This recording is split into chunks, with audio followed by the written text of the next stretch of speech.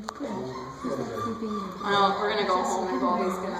Oh my goodness. Oh yeah, you smell. Blitzen finally fell asleep. We're heavy. Okay, I don't know laundry. I just saw Tasha today. She said she's from Buffalo.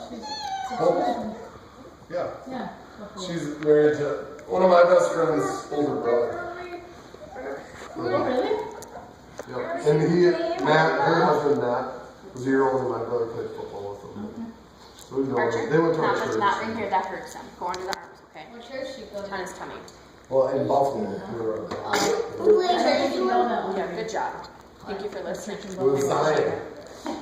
But Zion? What is Zion? Gotta watch that tongue, how that is. I will. Don't tempt me. you work with Tasha.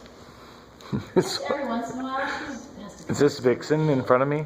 That's Prancer. Prancer? Yeah, she was there today. I haven't Reese, seen do you her like this seventh year grade? at all. Yeah. So were you in an elementary school? Oh yeah, because they just She's changed, right? pretty excited to be back.